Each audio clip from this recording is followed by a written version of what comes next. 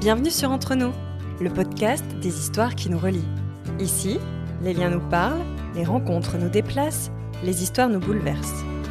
On écoute les parcours de vie, les trajectoires croisées, les liens et ce qu'ils font naître en nous. Chaque invité ouvre une fenêtre sur son univers et sur les rencontres qui l'ont porté jusqu'ici, puis nous amène vers une personne qui l'inspire, déroulant une chaîne de témoignages uniques, vibrants et profondément humains. Tu viens avec nous ?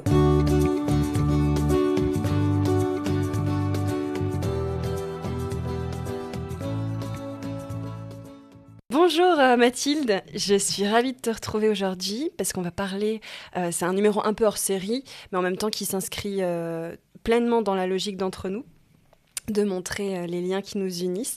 En fait, il se trouve que je t'ai appelée, je crois. L'univers m'a amené à toi. Oui, c'est plutôt ça. C'est ça. Parce que sur Entre nous, j'avais fait une demande de recherche d'une astrologue pour faire un numéro un peu hors série autour de ça. Et tu t'es abonnée à mon compte quelques jours après. Ouais, je m'en souviens très bien. Mais après, c'est moi qui t'ai contactée, je crois.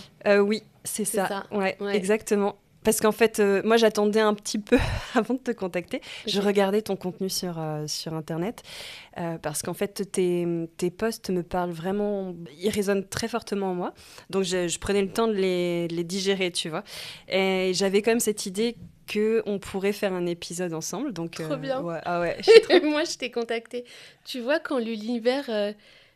il y a toujours une histoire de timing juste et parfait. Et les choses font que, tu vois, à un moment donné, il y a une synergie et paf, ça se crée. Déjà dans le subtil et après toujours dans la matière, c'est toujours dans ce sens-là. D'abord, ça se crée dans l'information subtile et après, ça se traduit dans la manifestation. Donc, ça s'est fait, quoi. C'est chouette. Ça sert parfois pas de lutter, finalement ? Alors, mon point de vue, c'est qu'aujourd'hui, il y a vraiment l'idée que on peut aussi tomber, tu vois, c'est peut-être une bonne intro pour peut-être les gens qui me connaissent pas. J'ai vraiment envie de partager une voix et un point de vue qui peut être un peu différent. J'aime pas trop être dans les polarités, tu vois, être un peu cette voix du milieu. On peut aussi tomber dans le truc de ça sert à rien de lutter, tout est énergie, il faut suivre le flow. Et puis, on peut aussi être dans l'énergie de non, on est dans le contrôle et de toute façon, je crée ma réalité, je crée mes pensées, donc je suis aux commandes de tout. Et moi, je suis un peu dans la voie du milieu qui dit qu'on est en réponse à. Donc, dans l'énergie, dans le subtil, dans la vie, pour moi, il y a un grand principe créateur qui nous guide, qui ne nous conditionne pas. Il n'y a pas une destinée tracée, tu vois, mais il y a comme un principe directeur, un champ d'information qui nous guide en tant qu'individu et en tant que collectif, et nous, on répond à. Mais pour répondre à, des fois, il faut aussi se mettre à l'action, il faut aussi faire preuve de structure, sinon il ne se passe rien dans la matière. Et moi, je suis une femme qui suis très incarnée dans mon quotidien, mais tu vois, on est chez moi, dans mon environnement. J'ai des enfants, j'ai un mari, j'ai fait plein de choses dans ma vie, et je me sens très ancrée avec ma réalité aujourd'hui, tu vois. Est-ce que tu t'es toujours sentie ancrée, alignée avec toi-même ? Non, ça n'a pas été le cas. Ça n'a pas toujours été le cas. Je dirais que j'ai toujours été quand même dans une dimension pragmatique, cartésienne, matérielle. Ça a toujours été le cas. Je me suis jamais sentie, si tu veux, partir dans des trucs un peu nébuleux. On va y venir, mais quand on est dans des milieux tels que la guidance, la spiritualité, alors pour moi, c'est pas un milieu, mais on va en reparler, et qu'on vogue un peu, tu vois, dans ces univers, on peut être un peu déconnecté de la vie. Moi, je pense que j'ai toujours été très connectée à la vie. En revanche, j'ai pas toujours été alignée simplement parce que, je sais pas si on va en parler, mais je le pose là, peut-être que des gens se reconnaîtront. Je fais quand même partie de la team neuroatypique où j'ai beaucoup compensé, je me suis beaucoup conformée à. Donc du coup, j'ai pas toujours été alignée à qui je suis vraiment, tu vois, en ce sens-là. Néanmoins, l'ancrage avec la matière, je pense que je l'ai toujours eu. J'étais très responsable jeune. Voilà, 18 ans, moi j'ai quitté le foyer. J'ai toujours entrepris dans ma vie, j'ai toujours eu des responsabilités. Donc en ce sens-là, je suis assez ancrée, je pense, tu vois. Ok. Oui, donc tu es astrothérapeute, formatrice. Oui. Même si tu dis que tu n'aimes pas qu'on te mette dans des cases, tu t'es définie comme ça aussi. Facilitatrice des cercles sacrés. Alors ça, faudra que tu m'expliques ce que ça veut dire. Et puis tu es entrepreneur depuis plus de 10 ans. Ouais. Bah 2026, ça fera 11 ans, ouais, exactement. Oui, je suis un peu tout ça et pas que. Je suis aussi maman, je suis aussi une amie parce que mon cercle amical et social est hyper important. C'est un peu la famille que j'ai choisie. Donc oui, je suis un peu de tout ça. Mais je pense on va explorer chaque facette. Ah oui, parce que moi, Mm. ce qui m'intrigue, c'est comment on arrive à devenir astrothérapeute. Mm. Voilà, parce que je pense vraiment que ça fait partie d'un chemin de vie et que tu te réveilles pas, à 18 ans, quand il faut choisir sa voie Non, scolaire, pas du tout. tu dis pas, oui, bah moi je serai astrologue. Jamais.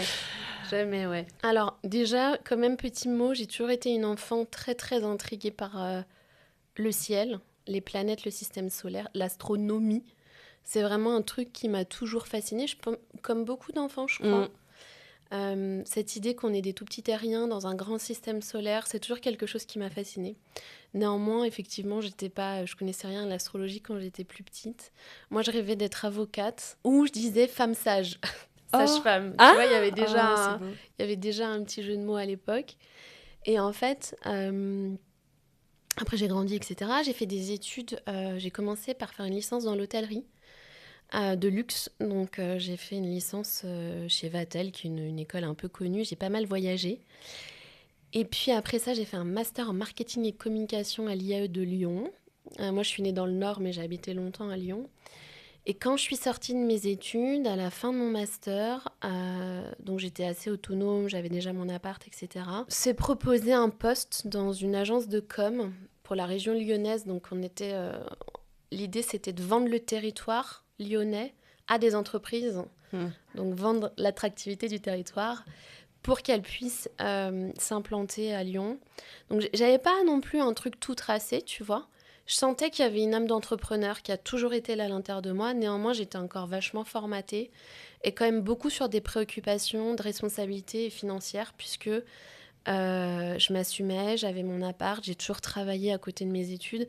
Et donc moi, l'objectif, c'était, j'ai fini mes études, ça avait déjà été un peu laborieux. Pas laborieux dans le sens où j'ai toujours eu des facilités pour apprendre, mais dans le sens laborieux, c'était long, quoi. J'ai fait un double master, enfin voilà. Et donc là, j'étais en mode, j'ai 23 ans maintenant, faut bosser, faut avoir un job qui me plaît. J'avais envie d'avoir des responsabilités. Donc dans le sens où, quand je disais c'était un peu tout tracé, tu vois, il y avait quand même cette voie qui s'ouvrait. Et là, un événement incontrôlable et incontrôlé est apparu dans ma vie parce que j'ai rencontré du coup Alex, qui était... un mec qui rentrait d'Inde. Il avait vécu 4 ans en Inde, un peu plus vieux que moi. J'étais pas du tout prête à l'amour et aux relations. Je sortais que de relations sous emprise, hyper toxiques, avec de la violence physique, verbale, sexuelle, etc. Donc j'étais vraiment pas dans des bonnes prédispositions à cette époque-là. Et en fait, je rencontre cet homme en fin de master, en fin de stage, pardon, donc dans cette agence de com. Et ça va changer ma vie. Je me dis pas à ce moment-là qu'on va se marier quelques mois plus tard. Mais je me dis que je fais une rencontre qui est importante. Et là, j'écoute mon intuition. Je me dis, ce mec-là, il a un truc. Je me dis pas, je vais me marier, mais je me dis, il a un truc. À cet endroit-là, en fait, on se rencontre dans un bar, etc. Il me dit, écoute, dans 2 mois, je pars en Turquie faire une mission. Et donc, moi, je lâche la proposition de job que j'avais.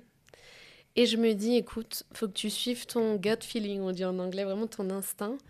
Et voilà, et en gros, je ne l'ai pas vraiment suivi parce que j'ai fait des allers-retours en Turquie et j'ai repris un job dans la vente. Aux grandes dames de mes parents et des gens qui m'ont dit « Mais attends, t'es sérieuse ?» En plus, j'avais un prêt de 30 000 euros sur le dos, j'avais fait des études, etc. Et je revenais dans la vente. Alors, j'adore les gens qui font de la vente, hein, c'est pas le sujet, mais je sentais que j'avais envie de faire autre chose. Et puis, quelques mois après, il m'a demandé en fiançailles aux États-Unis, c'était pas du tout un choix.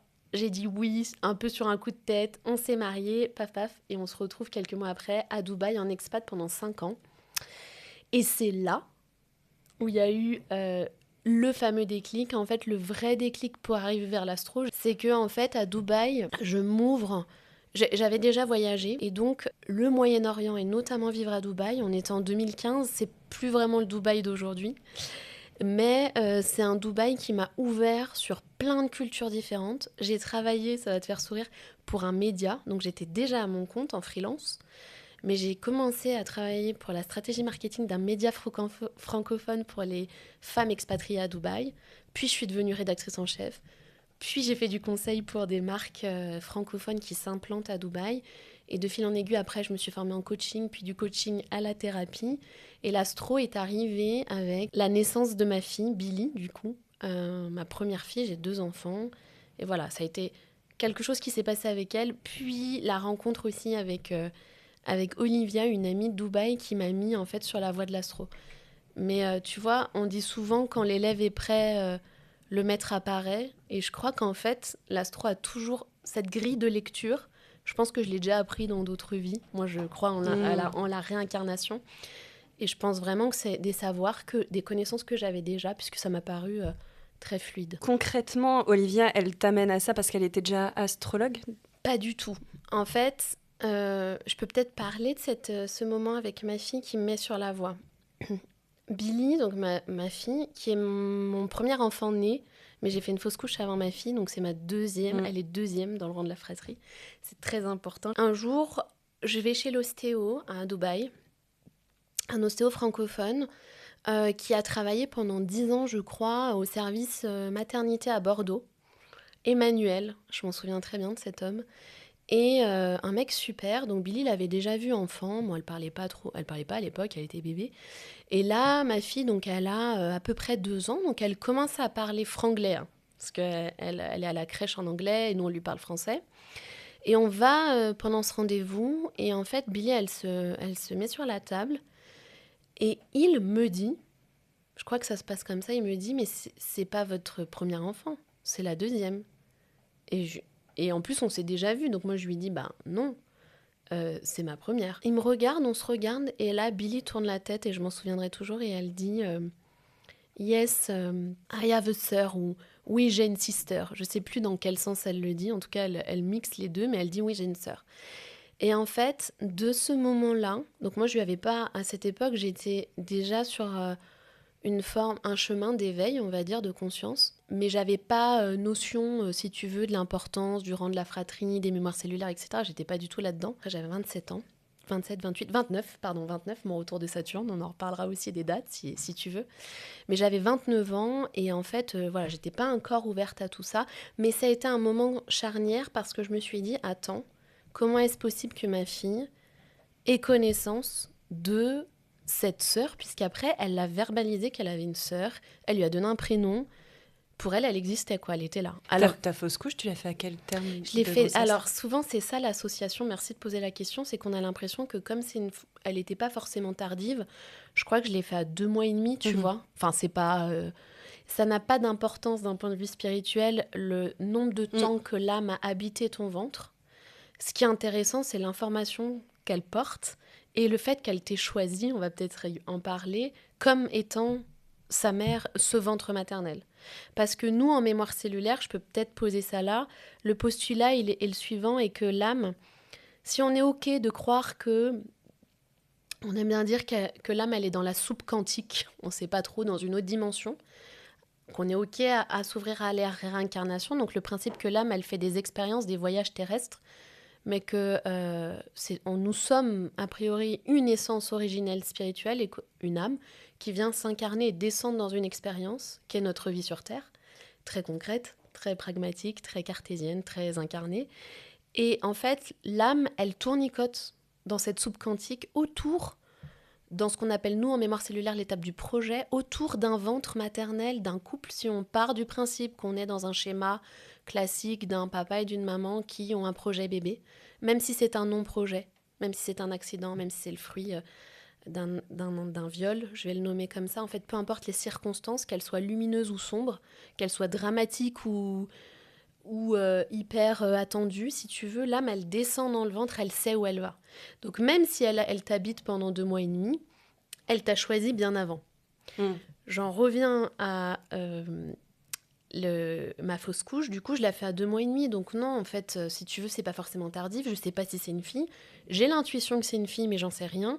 Je lui ai pas donné un prénom, j'ai fait aucun rituel.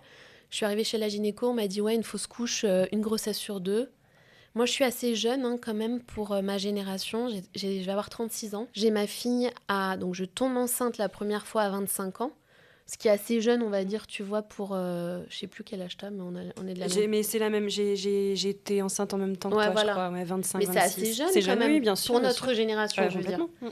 En fait, c'est cet événement de ma vie qui va me faire rencontrer Olivia, je t'en parle juste après, qui fait que, en fait, je comprends quand même qu'il y a des choses qui se transmettent de manière inconsciente, et que si nos enfants, on les conditionne pas à leur dire qu'est-ce qui est vrai, qu'est-ce qui est pas vrai pour nous, qu'est-ce qui existe, qu'est-ce qui n'existe pas, en fait, ils sont déjà, eux, ils arrivent avec une intuition et des capacités subtiles hyper ouvertes. Et d'ailleurs, ce qui est important de noter, c'est que moi, je ne lui dis pas c'est pas vrai. En fait, je l'écoute et je vois que le gars, il me guide. Il me regarde en me disant ne dites rien, laissez-la parler. Et elle s'exprime en fait sur ce j'ai envie de dire ce divan, c'est presque un divan, sur la table de l'ostéo. Ensuite, il la manipule. Elle en fait pas des tartines, hein, elle me raconte pas, mais c'est très clair. J'ai une sœur, elle s'appelle Lia, c'est ma grande sœur, et c'est posé, quoi. Et donc de là, je me dis, ok, il y a un truc. J'étais déjà quand même ouverte, évidemment, mais voilà, encore une fois, assez novice. Et en fait, moi, je formule une prière intérieure et je dis à Dieu, moi je l'appelle Dieu, guide-moi, si j'ai quelque chose à comprendre, montre-moi la voie. Et quelques temps après, via mon job, donc moi je m'occupe de... Donc je suis rédactrice en chef, donc j'ai une équipe de rédacteurs en freelance, j'aime pas dire sous mes... Pourquoi je dis sous mes ordres, ça me ressemble pas, mais en tout cas je chapeaute, je manage une équipe. Et mon job, c'est du coup de faire la promotion de l'entrepreneuriat, notamment féminin aux Émirats, francophones. Et dans nos clients, on a une personne, donc une femme qui s'appelle Olivia, qui à l'époque est entrepreneur aussi. Et on se rencontre dans le cadre d'une interview, en fait, d'une campagne de com pour son business. Et puis au demeurant, on a un bon feeling, tu vois, on échange, mais c'est pas ma meilleure amie non plus, c'est voilà, une personne que je rencontre. Et elle me dit, en échangeant sur plein de choses, on parle de lithothérapie, on parle de soins, etc. Et elle me dit, écoute, il y a une formation qui se passe à Paris, donc à l'époque je suis à Dubaï, mais qui peut se faire en ligne sur 3 ans. Moi déjà, tu me dis 3 ans une formation, je te dis, oh, laisse-moi tranquille. C'est beaucoup trop long. Et elle me dit, c'est à Paris, c'est dans une école de thérapie en mémoire cellulaire, mais c'est une astrologue, donc c'est une thérapeute, mais qui s'est formée en astrologie, qui forme sur cet outil dans cette école-là. Et elle lance sa formation, du coup, qui mixe, du coup, tous les apprentissages de l'astrologie des mémoires cellulaires. Donc on passe sur les bases de l'astro, et ensuite on va vraiment aller sur un plan thérapeutique, quoi. Bon, j'avoue qu'honnêtement, elle me parle de ça, et je sais pas ce qui me prend. Honnêtement, j'ai pas de... Je me dis, ah, ça me dit bien, ça me tente bien, sachant que je vais à Dubaï.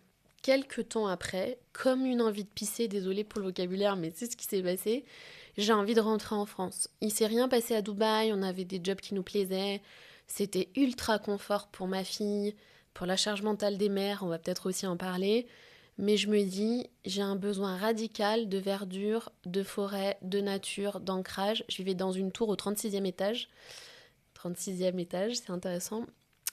Et je me dis, il faut qu'on rentre en France. Et en fait, on va rentrer en France. J'étais enceinte de mon deuxième enfant entre-temps. Donc ça s'est passé un peu, il y a eu un laps de temps, en fait. Il y a eu une année entre le rendez-vous chez l'ostéo, je rencontre Olivia et le fait qu'on rentre. Mais en tout cas, je prends la formation pour la rentrée du mois de septembre. Et entre-temps, on rentre en France, je suis enceinte de mon deuxième.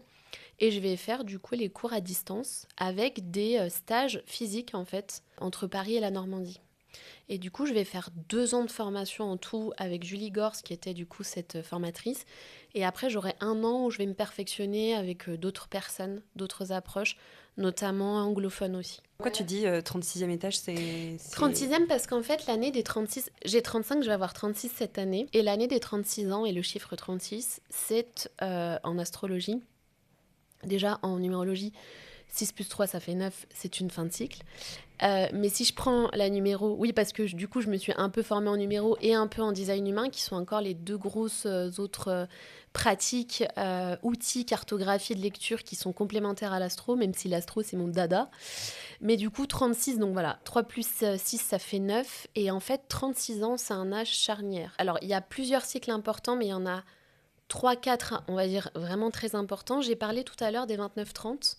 29-30, c'est ce qu'on appelle le retour de Saturne. C'est-à-dire que dans le ciel, la planète Saturne, qui correspond à une fonction psychologique analogique, c'est-à-dire que ce n'est pas l'influence de Saturne dans le ciel, la planète qui va faire un truc sur nous, dans nos corps de femmes. C'est ce que représente Saturne, le moment où on l'a découverte, on lui a apprêté des fonctions psychologiques, collectives, sociétales, etc., qui viennent activer pour chacun en tant qu'individu certains attributs. Et comme nous sommes la somme des individus en astro-humaniste, c'est le collectif. On ne peut pas se désolidariser du fait que, j'y reviendrai peut-être après, on est arrivé dans cette vie, dans une époque, dans une culture particulière en tant que collectif familial, collectif de ville, collectif de pays et collectif d'humanité tout simplement. Donc en fait, Saturne a une fonction, c'est une analogie. On dit que tout ce qui est en haut est comme ce qui est en bas. Donc ce que représente Saturne dans le système solaire au niveau collectif vient nous impacter, vient éclairer une part saturnienne de nous en tant qu'individus. Le retour de Saturne à 29-30 ans, c'est une épreuve initiatique. C'est un peu, ceux qui aiment la mythologie, tu vois, une épreuve herculéenne. Hercule, les 12 travaux d'Hercule, moi j'adore la mythologie. C'est cette idée qu'il y a un peu un truc inextricable, un peu tendu, un peu opposé, on va devoir dépasser quelque chose. On dit que le retour de Saturne, 29-30 ans, c'est l'âge où on commence à s'engager, parfois dans une relation, parfois dans un premier job. On accède, on peut partir de chez nos parents, on peut le faire avant aussi, mais voilà, c'est une étape importante. On grandit, on vient s'affranchir, on devient vraiment être un adulte responsable dans la société. Ensuite, il y a une deuxième période qui est importante, c'est les 36-37.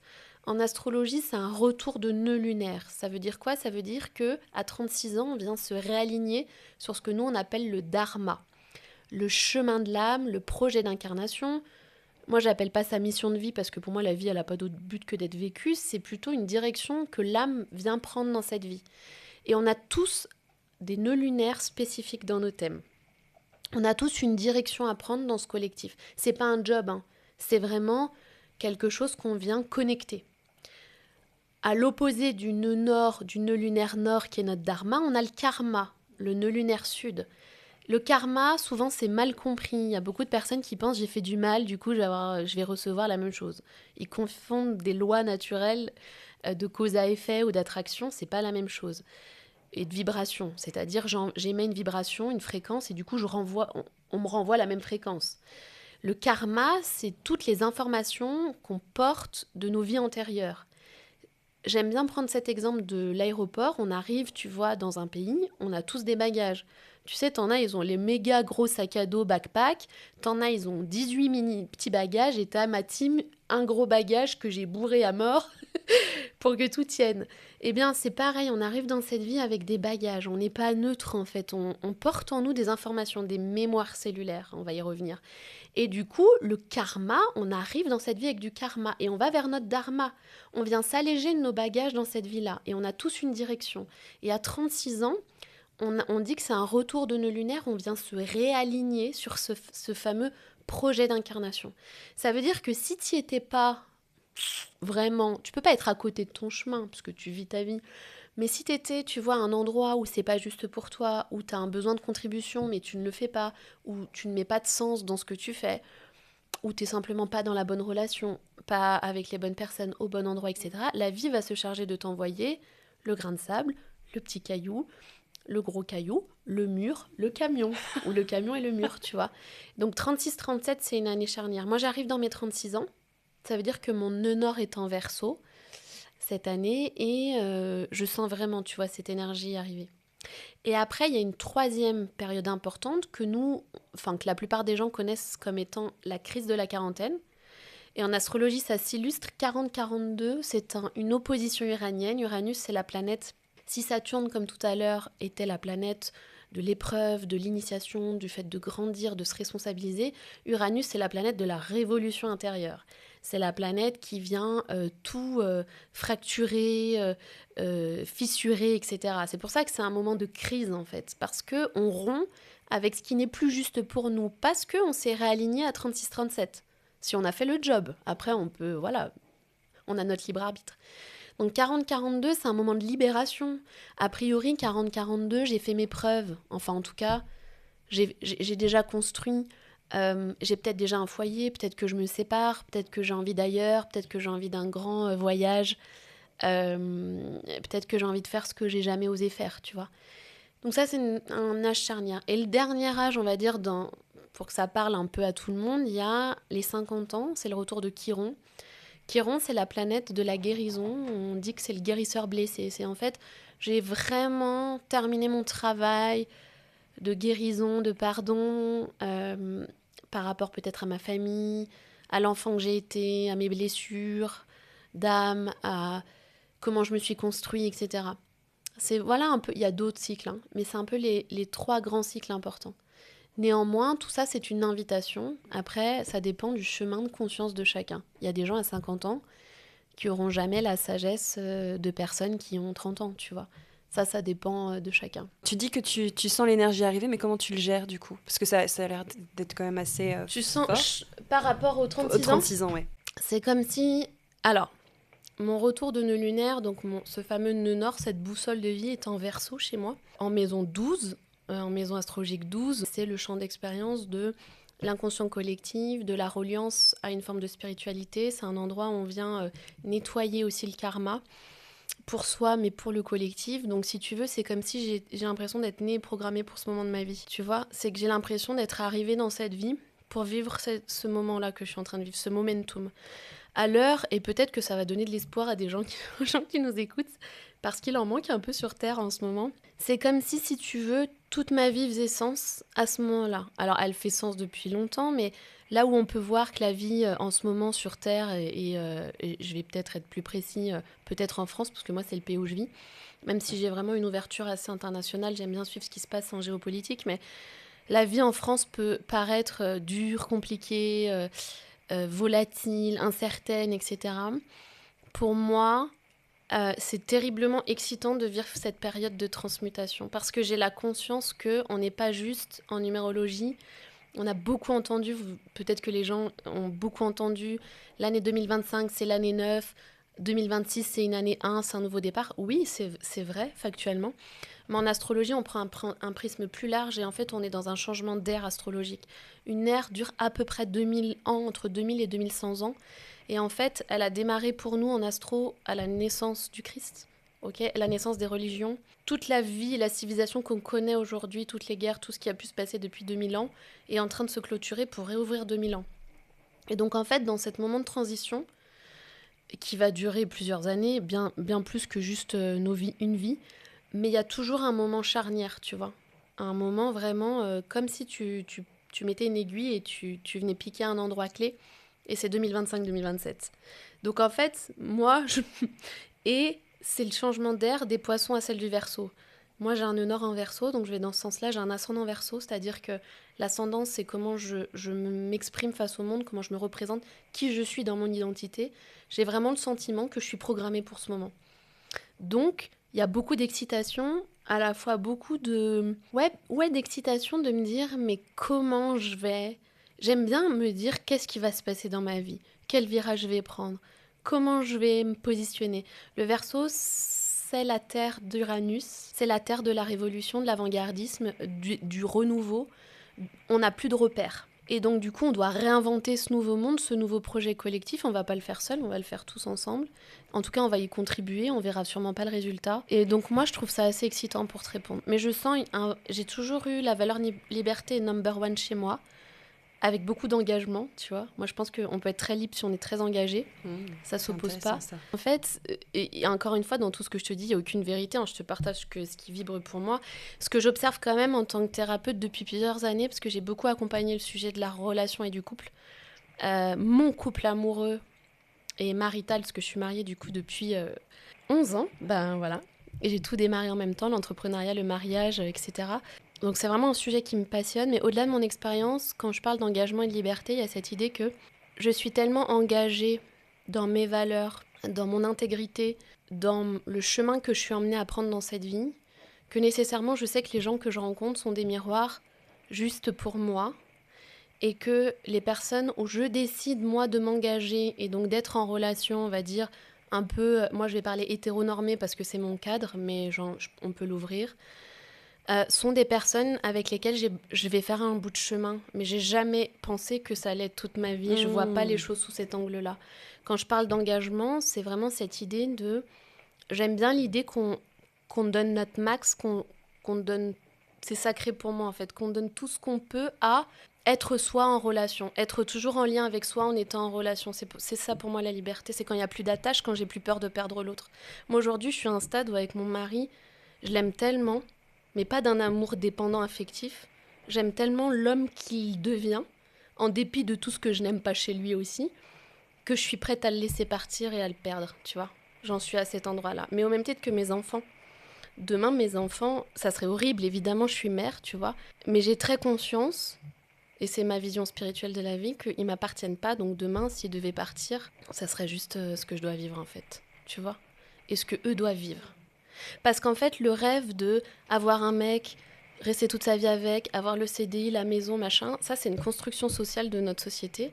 Mais d'un point de vue spirituel, l'âme, elle n'a pas d'autre but que de vivre ce que je te disais tout à l'heure, c'est-à-dire d'alléger son karma et d'aller au-devant de son dharma. Et dans le plan, l'âme, elle en a rien à foutre d'être fidèle à un homme ou pas, d'avoir tant d'enfants, un chien, de la réussite, etc. Tu vois, elle, son but, c'est de marcher son chemin. Et s'il y a quelqu'un qui rentre dans l'équation et que c'est sain et qu'on peut apprendre parce qu'on est des êtres sociaux et qu'on est arrivé en société, donc on est fait pour avoir des miroirs et pas vivre chacun tout seul, et ben c'est génial, tu vois, que ça fasse partie de cette équation, mais je crois qu'à un moment donné, on évolue et parfois le gap, il est trop grand et c'est les moments où on se sépare.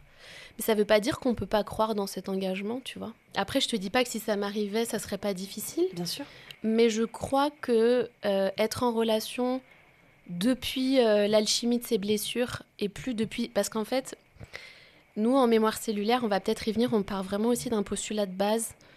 Je vais peut-être le poser, je pense que c'est hyper important.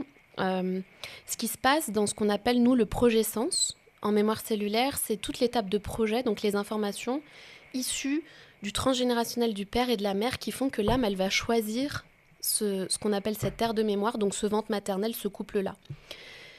Ça, c'est l'étape du projet. Ensuite, il y a l'étape de conception, l'acte sexuel de création, puis il y a la gestation, puis il y a l'énergie de la naissance. Ça, c'est ce qu'on appelle un projet sens, d'accord ? C'est le sens que l'âme va donner à ce projet de se donner naissance, ok ?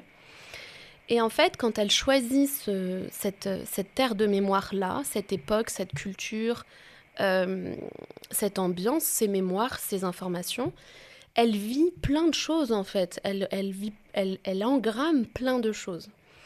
Et nous, on est une génération issue de femmes qui ont vécu de l'oppression, des abus, des deuils périnataux. Il faut quand même savoir que l'IVG était clandestine jusqu'à il y a peu. Donc on est faite de toutes nos histoires de femmes. Et le vivant est fait des histoires de la transmission des femmes. Donc dans les ventres, les bébés qui arrivent, et où il y a par exemple une fausse couche, des deuils, des abus, etc., en fait, elles emportent les mémoires. Et qu'est-ce qui se passe ? Il se passe qu'ensuite, l'enfant naît, il relationne depuis des blessures, toujours de perte et de manque. Déjà, il y a les pertes de ce qui a été vécu dans le passif de la mère, il y a la coupure avec le cordon, et il y a le fait de naître, c'est mourir aussi à quelque chose. Et symboliquement, après, on se met en relation en permanence en cherchant quelque chose pour se combler, toujours. Et en mémoire cellulaire, c'est flagrant quand on prend... Il y a plein d'outils en mémoire cellulaire et l'astro est un des outils. Le thème astral permet d'illustrer l'engrammage de ces informations dans chaque mois de vie in utero. Et quand on regarde dans un thème, on voit toutes les blessures, on voit toutes les pertes. C'est pour ça qu'on retrouve des fausses couches, des deuils, etc. à l'intérieur. On peut vraiment retrouver l'histoire du fœtus pendant la gestation, pourquoi il a choisi ce ventre, qu'est-ce qui s'est passé à sa naissance, à sa conception, etc. Et on voit très bien que se cristallise dès la gestation, donc on touche vraiment le noyau des blessures de manque et d'abandon et de perte. Et après, dans nos vies amoureuses, on ne fait que rejouer ce qui s'est passé en réalité dans le choix de notre progescence, donc de notre ventre maternel. J'ai très vite compris que, par exemple, avec Alex, on se rencontrait. Si on part du postulat qu'on vient tous à la vie avec des blessures de manque et de perte, que on choisit sa famille dans une certaine mesure, une part consciente de nous et spirituelle choisit sa terre de mémoire, donc sa famille, donc nos enfants nous choisissent, et que on se met en relation pour guérir et pas pour vivre la vie qu'on nous a vendue, du mariage qui tient toute sa vie, des enfants, du chien et machin. Une fois qu'on est au clair avec ça, en fait, on peut faire le vrai travail relationnel, c'est-à-dire apprendre à s'aimer sans s'appartenir. Et là est l'espace de liberté. Et pour autant, avoir des relations loyales, fidèles, avec de l'engagement, etc.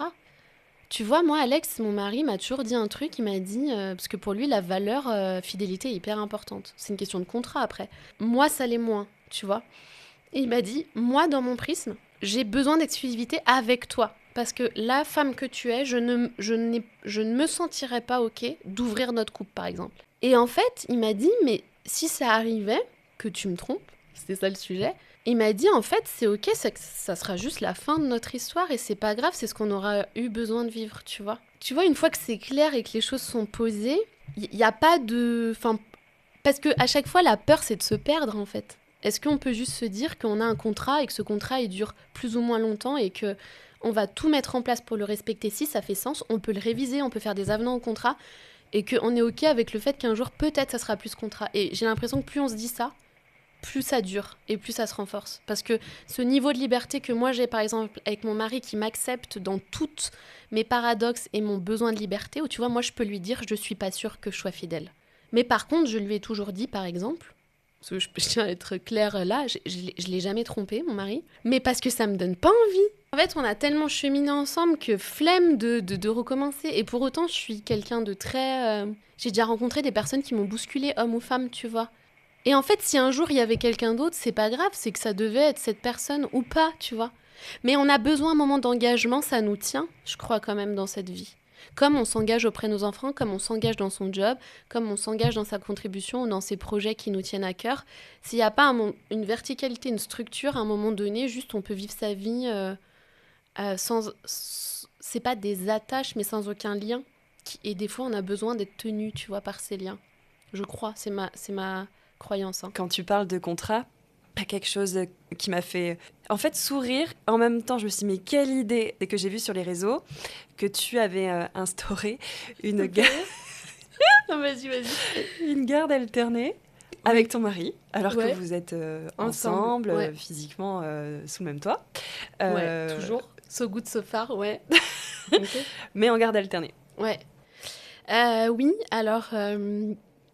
Il n'y a rien d'exceptionnel en fait à ça. C'est parti d'un constat assez simple qui était que ma santé mentale était, comme je pense beaucoup de femmes qui nous écoutent ou qui nous regardent, en péril. Même si avec Alex, on est dans un couple relativement équilibré, je pense que je suis le fruit de toutes ces femmes et toutes ces générations de femmes où on s'est sacrifié à certains endroits quand même. Et qu'il y a cette espèce de truc inscrit dans nos cellules, hein, qui est qu'on est toujours un peu tiraillé entre notre vie perso, notre vie sociale, entre nos besoins de femme, nos besoins de mère. Et moi, j'ai voulu toujours être un peu sur tous les plans. Et je suis arrivée en 2025, c'était pas la première fois, mais voilà, il s'est passé des choses assez perso, assez complexes pour moi. Et ma santé mentale a pris un gros coup. Quand je parle d'un gros coup, c'est qu'un jour... j'ai conduit et je savais plus où j'allais, j'ai perdu ma parole, etc. Donc c'est vite revenu, mais les réminiscences du trauma, donc du trop-plein de stress, ont fait que voilà, j'ai été vraiment pas bien. Donc c'est quand même parti d'un truc qui de base est pas ouf, je vous conseille pas d'aller jusque-là. Mais ça faisait un moment, honnêtement, depuis 2022, donc ça doit faire 3 ans que ça me trottait dans la tête. Les rares fois où on a eu des grosses crises de couple avec Alex, ça a été toujours sur un sujet d'organisation avec les enfants. Si bien qu'il y a plusieurs fois, j'en suis venue au constat de le fait d'être séparée en garde alternée me permettrait de souffler une semaine, d'avancer sur mes projets et ensuite d'être à fond avec mes enfants. En dépit de la super relation amoureuse que j'ai avec mon mari, où on s'entend quand même plutôt vraiment bien, même si on est très différents. Je parle en tant que couple amoureux, ça ne suffit pas dans un foyer pour moi de parents. avec chacun des activités prenantes, passions, etc. Donc le constat, juste, il était celui-là. Je pose quand même le truc. Et en fait, il y a un moment donné, ça a été aussi une femme qui m'a mis cette idée. J'ai vu mon avocate pour toute autre chose. Et on discute et je sais et je prends des infos pour la séparation. Pas parce que j'ai envie de me séparer, mais j'avais envie de comprendre comment ça se passe, qu'est-ce qu'il faut mettre en place, etc. Et elle me dit, mais vous savez, Madame Cornier, moi j'ai des couples qui viennent à moi, qui mettent en place des gardes partagés en restant ensemble en fait. Ah, ils vont juridiquement, ouais. Et moi je me suis dit, mais attends, bah ouais en fait, pourquoi pas ? Est-ce qu'il faut qu'on aille jusqu'à signer un papier juridiquement pour s'engager formellement, tu vois, à respecter une organisation ? Parce que moi, mon problème, c'est que j'avais encore une part où je me faisais un peu marcher dessus. Pas dans le sens où mon mari le faisait consciemment, mais par essence, lui, il a un job où il voyage beaucoup. Bah, c'est son job, tu vois. Et moi, je suis plus flex, je suis entrepreneur. Même si je suis quand même carrée sur ma structure, je suis plus flex, tu vois. Les enfants sont malades, c'est moi qu'on appelle, enfin comme plein de femmes, je pense qu'ils se reconnaîtront. Et en fait, je me suis dit, mais attends, si j'ai un truc juridique, de toute façon, en fait, il n'aura pas le choix. Parce que si on n'était plus ensemble, il n'aurait pas le choix. Donc en fait, c'était un constat très froid, hein, très pragmatique, très capricornien, parce que j'ai beaucoup d'énergie capricorne. Et voilà, et en fait, je suis revenue, je lui ai explosé le truc. En fait, je lui ai pas explosé. C'est drôle que tu dises ça. Je lui ai pas donné le choix, je lui ai dit, c'est comme ça. Ou je m'en vais. Je t'aime, mais c'est comme ça, ou c'est rien d'autre. Il m'a dit, écoute, est-ce qu'on est obligé de payer des frais d'avocat ? On peut pas juste se faire un contrat entre nous, signer, machin et tout, avec un planning. Et en fait, je lui ai dit, ok, tu t'occupes de l'orga parce que c'est un peu son truc. Et il est arrivé, je lui ai dit, écoute, on a jusqu'à tel jour pour faire ça. Il est arrivé avec le planning, le contrat, le truc. Et ça fait depuis début décembre, donc tu vois, ça fait 2 mois qu'on met ça en place. Ça veut dire qu'on a des semaines d'astreinte. C'est un peu moche dit comme ça, mais...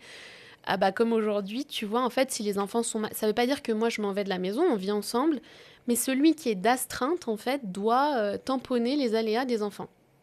Et lui, du coup, s'il voyage, tu vois, il cale ses trucs, bah, quand c'est moi d'astreinte.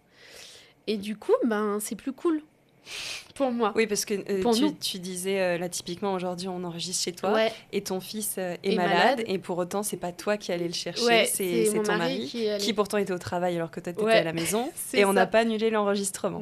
Non, mais c'est pour dire où ça va, il n'y a pas d'exception, en fait, il n'y a aucune exception. Sauf un truc, il me dit, je suis... Enfin, oui, il est à l'être. Mais non. Ah bah oui, mais tout l'intérêt d'avoir un contrat écrit. Mais bien sûr. Non, mais parce que c'est tout... Quand on est séparés, il n'y a pas d'exception. Enfin, on peut s'arranger avec les grands-parents, etc. Mais même entre couples parentaux, bien sûr. Mais c'est beaucoup moins fréquent et comment dire, tentant, on va dire, que de quand on vit sous le même toit. Ouais. Parce que là, tu pourrais très facilement, toi aussi, te dire, bon, allez, non, je vois que ça t'arrange pas. Ouais, mais non. Alors après, c'est soit avec soi-même, hein. Mais en tout cas, si ça peut donner des idées à celles qui nous écoutent, en fait, pratico-pratique, c'est dans l'année, c'est découpé à part égale. Et je lui dis clairement, moi, c'est même pas équitable parce que je le pose, je sais qu'il y a des femmes qui vont nous écouter, elles vont dire oui, mais moi, mon mari gagne, parce que ça a été un sujet, donc je le pose. Parfois, il y en a un qui a un job plus prenant ou plus rémunérateur ou plus responsabilisant. Moi, mon mari gère des grosses équipes à l'étranger, etc.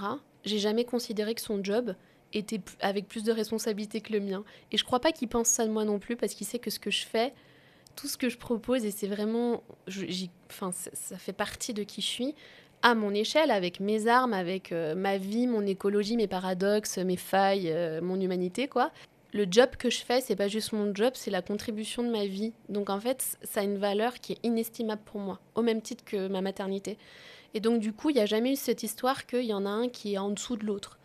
Même si financièrement, sur le papier, mon mari il a un CDI dans une grosse boîte, donc on va dire qu'il est plus stable et sécure que moi. Ça part de là aussi, tu vois. Parce que souvent, il y a des décalages. Et alors, quand les deux ont des gros jobs, alors là, c'est combat de coq, tu vois. Donc, c'est déjà comment soi, on envisage sa posture. Après, bien sûr qu'il y a un degré de tu vois, un rendez-vous avec quelqu'un où je bois un café pour faire connaissance, je le mets pas pareil qu'un rendez-vous comme cet enregistrement aussi, tu vois, qui est important, mais où il y a quelqu'un qui se déplace et tout. Mais ouais, c'est important déjà d'être bien clair là-dessus. Et ensuite, ouais, pratico-pratique, un contrat. Franchement, aidez-vous de ChatGPT, hein. J'ai fait ça. On a fait un contrat de garde alternée, quoi. vraiment signé, tu vois, l'importance de l'engagement, avec un planning, tu vois, il est sur le frigo, tu pourrais regarder, il y a marqué Alex, Mathilde. Pareil, nous, on fait du crossfit tous les deux, on fait du sport 4 à 5 fois par semaine. Et donc, en fait, on a chacun nos créneaux posés de sport, de qui va au sport, le midi, le soir, le machin. Donc, qui récupère les enfants, qui fait quoi. Et du coup, il n'y a pas de débat, tu vois. Moi, je l'ai découvert par la garde alternée, Et, moi, bah la oui. vraie. Et ça change la vie, c'est vrai, en fait. Moi, toutes mes copines séparées, elles vivent leur best life. Alors, je dis Ouais. pas que c'est pas difficile. Je pense qu'au début, Oui, c'est il y a différent. des En fait, moments où c'est différent. c'est différent, puis il faut un temps d'adaptation. Mais en tout cas, elles kiffent leur vie, quoi. Enfin, en tout cas, elles ont du temps pour elles.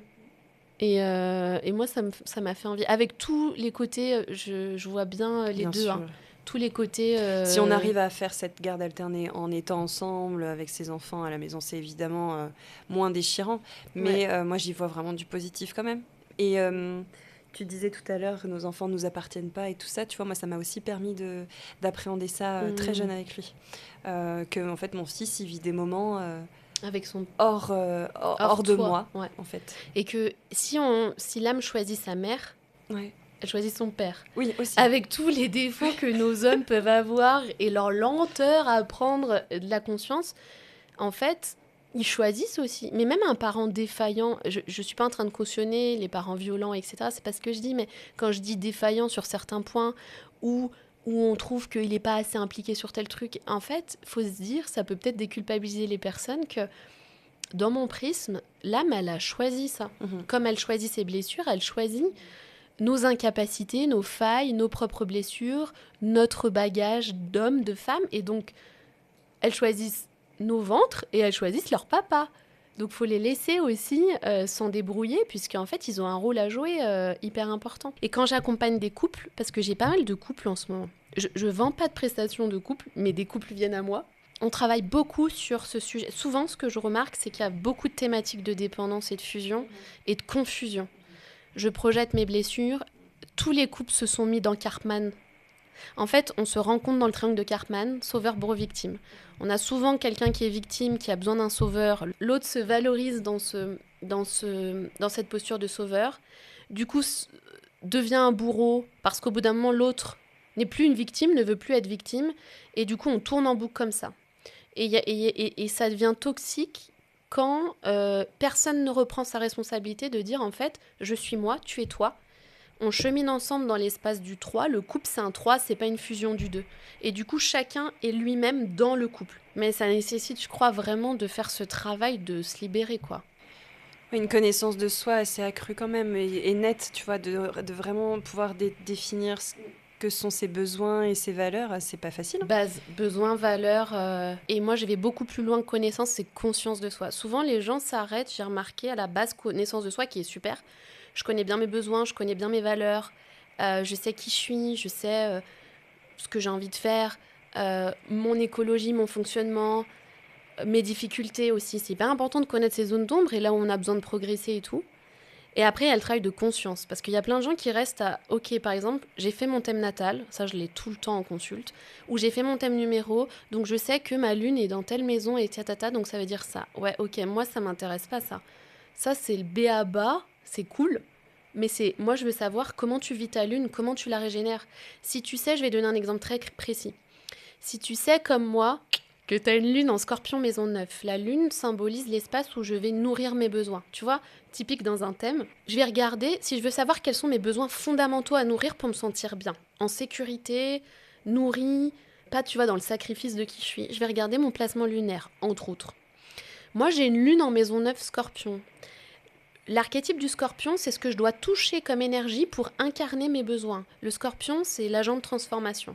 C'est celui qui va deep down, donc très en profondeur, pour alchimiser, observer, analyser et renaître de ses cendres.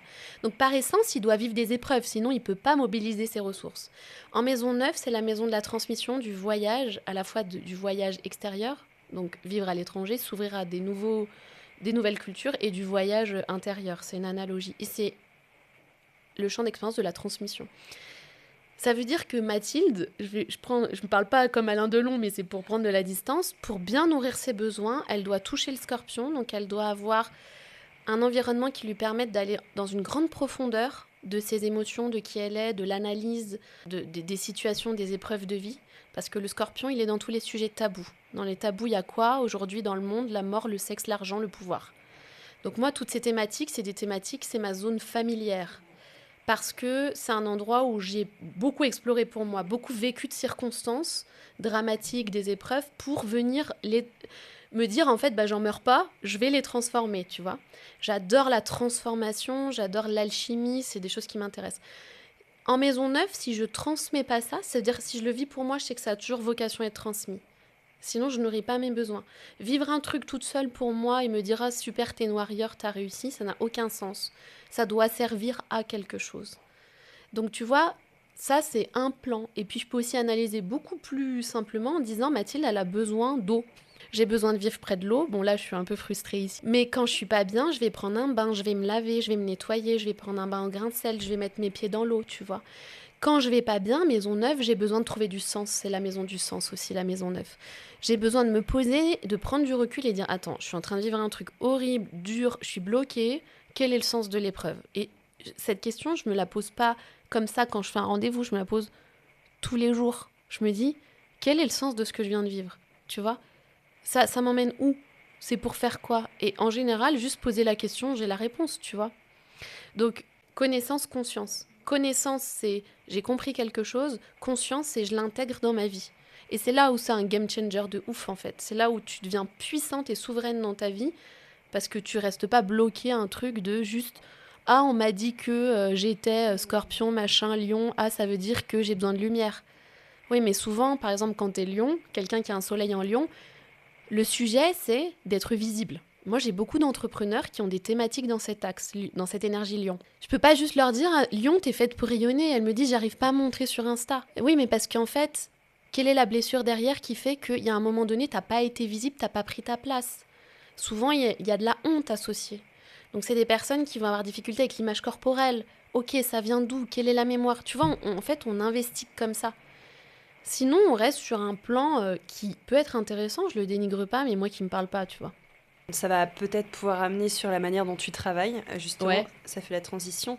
Tu parlais du thème astral. Le thème astral peut t'aider à avoir la connaissance de toi et t'amener à la conscience, mais avec un travail...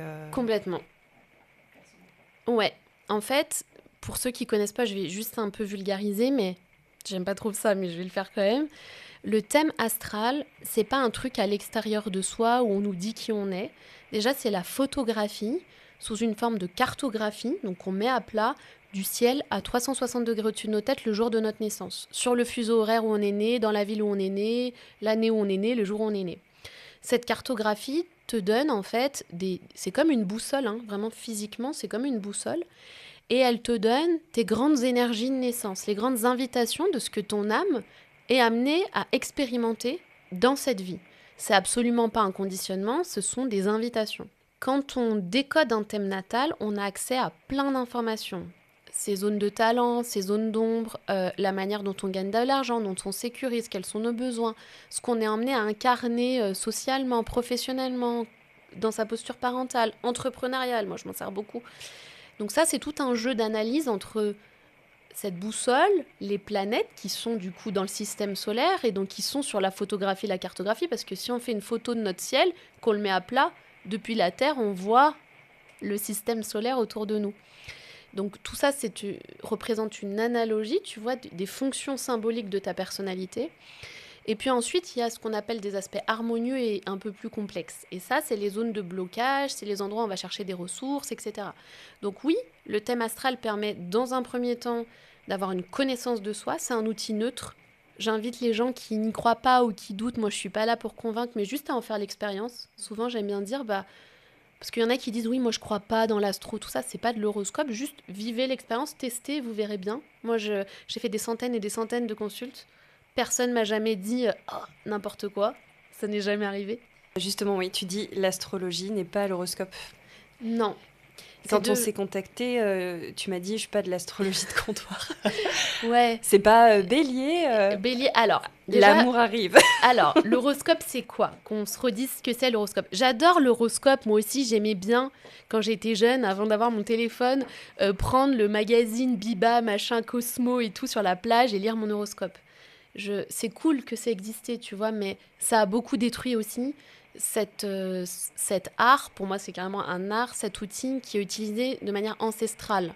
Je vais donner une petite analogie, mais là, on enregistre au mois de janvier. L'épiphanie, les rois mages, ils se sont guidés avec les constellations et les placements des planètes.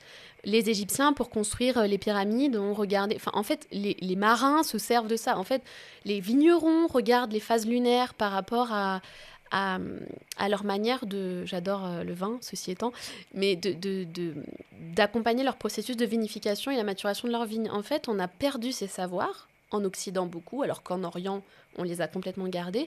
Et après, c'est devenu un espèce de truc un peu New Age, ésotérique, etc. Donc l'horoscope, c'est quoi ? L'horoscope, illustre le placement de son soleil le jour de sa naissance. Quand on dit « je suis bélier », je suis... toi, tu es quoi en signe solaire ? Tu es Capricorne. Je suis Cancer en signe solaire, mais j'ai un ascendant Verseau. Enfin, je suis machin. Ton thème, ton signe astro... en fait, veut dire le jour de ma naissance, le soleil dans le ciel, il était à tel endroit du ciel qui correspond à l'énergie, la constellation du Capricorne ou du Cancer. C'est genre 5% de ta personnalité, sur tout ce qu'on peut aller regarder. Donc, juste regarder ça, si tu veux, ça n'a pas de sens. Oui, tu peux t'y retrouver. Moi, quand je regarde l'horoscope du Cancer, qui est souvent relégué au signe hypersensible, très doux, machin... Oui, enfin, le Cancer n'est pas que ça. C'est un crabe qui pince aussi quand on l'attaque, qui peut être très rancunier, qui a une valeur préservation importante. Enfin, voilà, il y a plein d'autres choses dans le Cancer. Mais si je lis l'horoscope, bien sûr que oui, je suis hypersensible. Oui, ça va me parler. Mais en aucun cas, on peut savoir avec un horoscope, avec juste ce placement, ce qui va se passer dans sa vie. Et ouais, l'astro de comptoir, prédictive, pourtant, c'est un business de ouf. Hein. Moi, je sais que si j'allais là-dedans, j'ai fait à un moment donné, alors je suis jamais tombée dedans, mais j'aime bien jouer, moi je suis très joueuse. J'ai Vénus en Gémeaux, c'est un placement de jeu. J'avais fait une fois plein de petits tests compatibilité, mais pas pour dire est-ce que c'est la bonne personne, mais qu'est-ce qui vient déclencher chez toi. Ça marchait super bien, j'ai voulu à un moment donné sortir un programme sur les relations. Ça marche, tu vois. Mais en tout cas, moi c'est pas comme ça que j'ai envie de... Je trouve que ça dénature la beauté de cet outil qui, moi, aujourd'hui, est mon meilleur thérapeute, honnêtement. Et qui est gratuit parce qu'il est accessible et neutre aujourd'hui. C'est cool aussi, tu vois. Tu vas sur un site, tu édites ton thème. Ah, d'accord. Et si tu es formé par moi, par d'autres, ou que tu as des notions, tu peux déjà tirer quelques infos. D'accord. Parce que donc, oui, tu travailles comment, en fait ? Ça m'intrigue. Alors, donc moi, j'ai beaucoup évolué. Donc, actuellement... Le cœur de mon activité, c'est vraiment de former des personnes à ma pratique de l'astro. Dans ma pratique de l'astro, on est au croisement entre l'astrologie jungienne, donc Jung, pour ceux qui connaissent, on est vraiment sur de la psychanalyse, l'astrologie humaniste, tout ce qui est en haut et comme ce qui est en bas, donc on relie l'individu au collectif.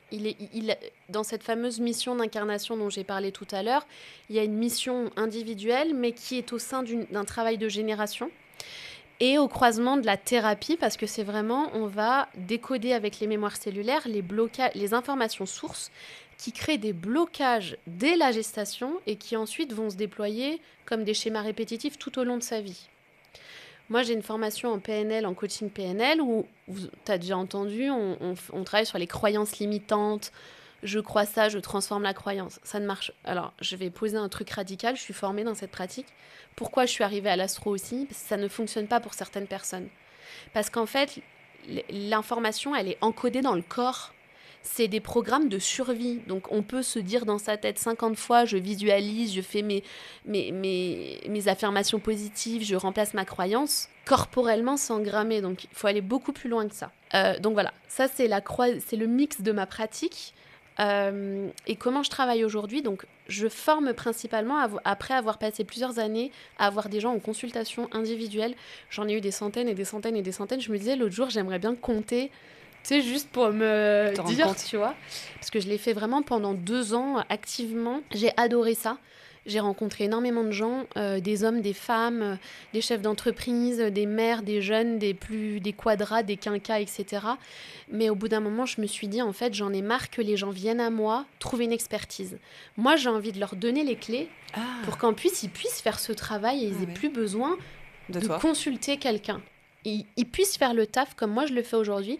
Et moi, quand j'adresse un thérapeute aujourd'hui, je le fais avec conscience. Je sais exactement la mémoire, ce qui me travaille. Par contre, je peux avoir besoin d'aide pour le process, tu vois. Et donc, c'est là où j'ai commencé il y a 2 ans, en 2023, à former des personnes. Donc, j'ai commencé à former des thérapeutes parce que c'est ce que j'ai attiré. Donc, des kinésios, des naturaux, des ostéos. Je le dis, je lui fais un bisou parce que je pense qu'elle écoutera, elle vit à Metz.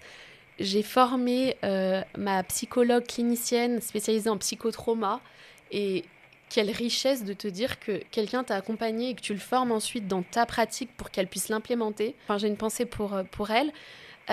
J'ai formé des doulas, des sages-femmes, des infirmières libérales, enfin vraiment plein de profils différents. Et puis aussi des gens, rien à voir, hein, des dirigeants, une personne qui travaille dans une boîte de marketing, etc., qui ont eu envie de se former. Et donc aujourd'hui, mon activité, c'est vraiment de former ces personnes pour qu'elles puissent avoir tous les enseignements que moi j'ai reçus et surtout intégrés depuis plusieurs années et qu'elles l'implémentent dans leurs activités à elles. Que ça soit en consulte, parce que j'en fais encore quelques-unes en présentiel, j'aime bien, ou en formation.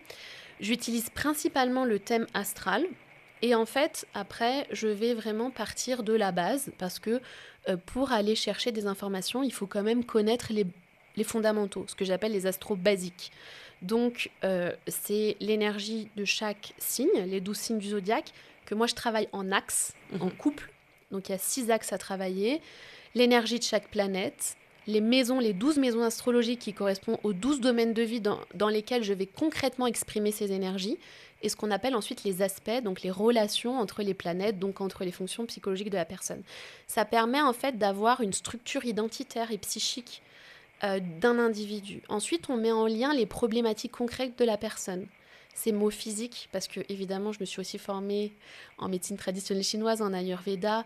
J'ai une bonne connaissance de la symbolique des mots. Donc, on met en lien les mots physiques, parce que tous les blocages, les mémoires cellulaires, ça se traduit ensuite, ça s'engramme dans le corps, quand c'est pas conscientisé.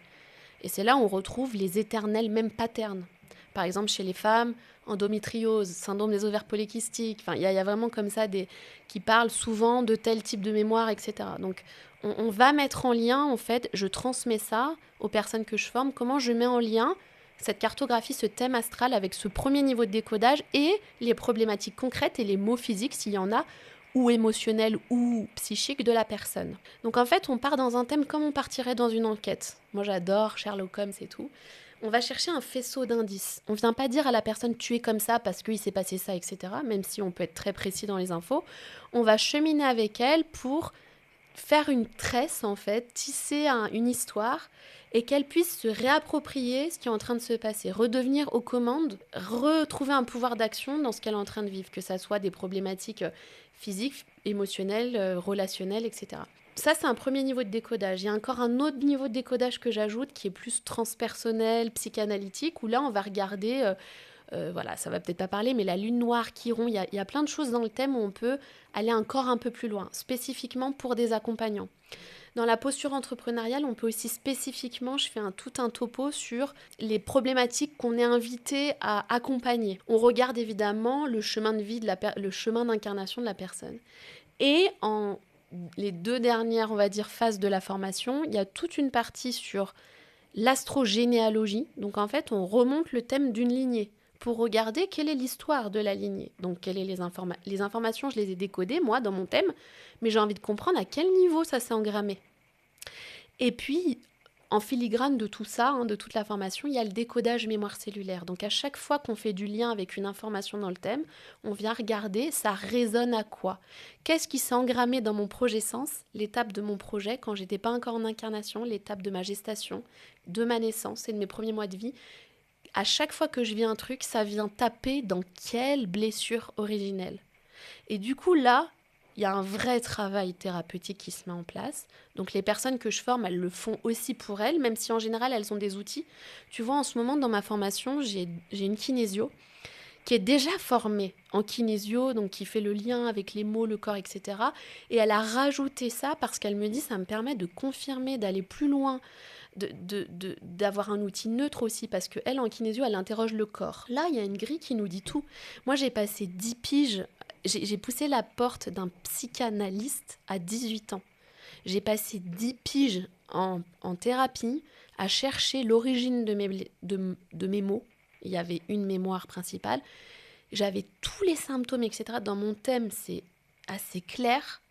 Et je vais dire, j'ai tellement perdu de temps, alors que j'aurais eu, mais après la vie est juste, hein, ça s'est fait comme ça, j'aurais eu l'info, je peux aller tout de suite la piquer. Et donc pour finir, voilà, dans cette formation, on voit tout ça. Et puis surtout, on travaille sur la posture. C'est quoi la posture d'un accompagnant ?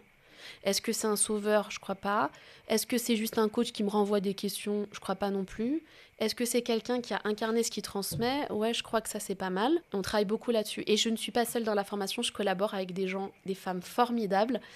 Et notamment, je la cite parce qu'une personne qui est une ponte dans son domaine, c'est Valérie Grimaud, qui est mon amie aussi, qui est une géobiologue, une bioénergéticienne et une formatrice en mémoire cellulaire que j'ai rencontrée dans ma formation en astro. Elle était déjà, elle, thérapeute à l'époque, qui a une superbe expérience et qui, elle, travaille beaucoup avec la mémoire du lieu de vie, là où on vit. Et donc, elle vient intervenir sur des modules. J'ai aussi une amie qui fait du marketing, qui vient intervenir. Voilà, donc c'est une formation qui est assez complète. Et bref, voilà, je m'arrête là parce que j'adore en parler, mais ça, c'est l'activité principale que je fais. Après, il y a les cercles. Je ne sais pas si tu veux que j'en parle. Oui, bien sûr, bien sûr. J'anime 2 types de cercles, des cercles en ligne et des cercles en présentiel. Je le fais en collaboration avec une amie. Et en fait, ces cercles, la médecine du cercle est arrivée aussi dans ma vie, à peu près tout en même temps. Hein, En fait, quand je me suis ouverte à l'astro, je ne l'ai pas forcément dit, mais parallèlement, en fait, ça fait 11 ans que j'entreprends. Chaque année, je fais 1 à 2 formations. Donc, je me suis formée en breathwork, donc en technique de respiration consciente. Je me suis formée en facilitation de cercle, je vais en parler. Je me suis formée en médecine énergétique ayurvédique, en massage Abhyanga. Là, je sors de formation en massage Chin and Sang. J'ai ajouté plein d'outils, en fait, dans ma boîte à outils pour accompagner par le corps et pas juste dans la parole et dans l'oral. Et donc la médecine des cercles, elle est arrivée aussi un peu, pas par hasard, mais je me suis jamais dit je vais faire des cercles. En revanche, moi, j'ai beaucoup cheminé en cercle de femmes. Je crois vraiment dans le collectif, même au niveau thérapeutique. L'effet miroir, je trouve, est beaucoup plus efficient. Et en plus, on a besoin de se confronter aux autres. C'est hyper, et c'est ok, hein. C'est hyper confort au début d'être en one-one. Mais le fait d'être à plusieurs, en plus comme je crois dans la synergie, le fait que les groupes ne se forment pas par hasard, que ça soit en formation ou en moi dans des cercles en fait, que ça soit dans une posture de facilitation ou dans une posture de participante, par exemple ce qu'on fait dans des constellations familiales, il y a vraiment cette idée que l'autre est mon miroir et donc a un rôle à jouer. Il me permet de me voir, de voir mes angles morts, de voir les endroits où je ne me vois pas. Et c'est hyper intéressant. Donc moi, j'ai cheminé en cercle, notamment quand je t'en parlais tout à l'heure dans ma formation en astro, où on se retrouvait en stage en groupe. Et en fait, on continuait les apprentissages astro, mais on a aussi goûté à des médecines chamaniques. On est allé un peu plus loin que l'astro. L'astro a toujours été au service, au centre, et puis après, on a déployé d'autres médecines en fonction des personnes qui intégraient les groupes et la formation. Et donc, j'ai toujours aimé ça. J'ai un soleil en cancer, maison 5. Le cancer, on est vraiment dans l'intime, la médecine des cercles, le fait d'être sur des sujets de femmes, de transmission. Donc à titre perso, ça m'a énormément aidée. Le jour où j'ai posé mes fesses dans un cercle, ma vie a vraiment changé. Donc voilà, j'avais vraiment envie de prendre part à des projets, mais voilà, ça a pris du temps. Et tout ça pour dire que j'ai créé mon premier cercle à peu près en même temps que la formation, je pense qu'il y a 2 ans, en ligne, qui s'appelle Les Divines. Et j'avais à cœur de créer un cercle, un espace sacré où entre femmes on se retrouve et on peut vraiment parler de tout. De tous les tabous, de tous les sujets, que ça soit parentalité, sexualité sacrée. Ah oui, c'est vrai que la sexualité c'est un gros sujet. Bon, j'en parlerai peut-être pas là, mais c'est un endroit où j'ai beaucoup guéri moi. À titre personnel, j'ai été victime d'inceste, donc du coup c'est un endroit où j'ai transcendé beaucoup de choses. Donc c'est un sujet qui me tient à cœur. Sur la parentalité, la neurodivergence, vraiment beaucoup de sujets. À la fois, dans ces cercles, je suis dans ma posture de facilitatrice de cercle, donc je garantis les conditions optimales pour qu'on puisse se déposer, mais on va plus loin que juste se déposer. Moi, je viens partager des enseignements qui m'ont aidée, des pratiques aussi dans le corps, que ce soit via de la respiration, des voyages vibratoires, on utilise les onctions, des tirages, l'astro, j'utilise toutes les médecines que je connais, donc je facilite et en même temps je suis dans le cercle. je me pose aussi. On a pu des fois partager certains ouvrages, certains exercices, notamment dans la sexualité sacrée. Il y a un livre que j'aime beaucoup. On a toutes expérimenté, alors pas ensemble pendant le cercle, mais chacune dans sa vie perso. Et puis on a mis en commun après. Donc voilà, on parle vraiment de plein de sujets. C'est un cercle sacré sous forme d'abonnement mensuel et ça fonctionne par trimestre. En fait, on rentre un trimestre, 3 mois. Il y a 2 rendez-vous par mois, c'est en ligne. Et puis après, on reste ou pas. Et après, les cercles en présentiel, c'est tous les 2 mois. Et là, c'est des cercles bien-être où ce sont des journées qui sont organisées par Vanessa, une de mes amies qui était ma coach de pilates et qui démarre par un yoga ou un pilates, une méditation. Et en fait, ensuite, je propose environ 2 heures à 2 heures et quart de cercle. En fonction de l'axe astro-collectif activé, je prépare un cercle, c'est très différent. La dernière fois, on a fait, donc je les ai fait partir avec une respiration connectée, donc elles ont pu aller pour certaines dans des états de conscience modifiés assez doux, mais on est allé, elles se sont redonnées naissance, elles ont revécu leur gestation. Donc au son de ma musique, parfois de certains instruments, pas de ma musique, de la musique et de ma voix, j'écris un voyage et voilà, on est parti. Ensuite, on s'est fait un tirage. Après, on a fait un exercice où on est allé planter de nouvelles intentions. La fois d'avant, on avait fait un super exercice que j'adore faire. Je le pose juste là, il est trop chouette. J'ai fait un exercice que j'adore. Donc, les filles ont dû se regarder sur une musique pendant 8 minutes. À 8 minutes chaque fille ? C'est très long. Ah nous, en duo. On avait fait 2, c'était déjà énorme. Ouais, 8 minutes. Il s'est passé des trucs de ouf. Tu vois, c'est le genre d'exercice que tu peux faire en stage. J'ai fait aussi beaucoup de théâtre. Pendant 4 ans, j'étais dans une troupe semi-pro à Dubaï, donc j'ai beaucoup d'exercices d'impro. Et en fait, je fais ma popote des espèces de mini-constelles avec du théâtre, mais en même temps, on tire une problématique. Chacune, en fait, écrit une problématique, on les met en commun, et ensuite on tire et on fait des mini-constelles. Donc voilà, en fait, là, ma créativité s'exprime. Donc dans les cercles, je fais ce que je sens juste, quoi. Voilà, en gros. Et ma fille m'a dit que la prochaine fois, elle m'a dit « Maman, s'il te plaît, est-ce que je peux venir ?» Je lui ai dit « Oui, ok. » Oh, elle a quel âge ta fille ? 8 ans. Elle est un peu habituée parce qu'elle elle vit dans la maison. C'est ton taf, quoi. Mais j'ai déjà fait un cercle aussi parents-enfants. Moi, j'ai participé à un week-end. On a fait vraiment un cercle dans la médecine ancestrale du cercle, avec un bâton de parole, au rythme du vivant, avec cet exercice dans les yeux avec ma fille, que j'ai fait moins longtemps que 8 minutes, mais c'était très fort. Et donc ma fille elle adore. En tout cas, merci, vraiment un grand merci à toi pour ces échanges. Je pense que ça va apporter beaucoup de lumière à nos auditeurs et auditrices. Merci beaucoup. Vraiment, je continue de penser encore plus maintenant que tu es quelqu'un de très ancré et que tu apportes une vraie lumière au monde. Merci, tu vas me faire pleurer. Merci beaucoup, merci pour cette opportunité, vraiment, c'est hyper important, j'adore parler, merci d'être venu jusqu'à moi, et c'est vrai que si ça peut résonner ou inspirer ou juste faire réfléchir à d'autres manières de vivre, même une personne, c'est super. Merci. On va avoir 2 épisodes toutes les 2. Là, on a parlé plus de ton parcours et on a effleuré ce qu'était l'astrologie, même si honnêtement, je pense qu'on pourrait en parler des heures.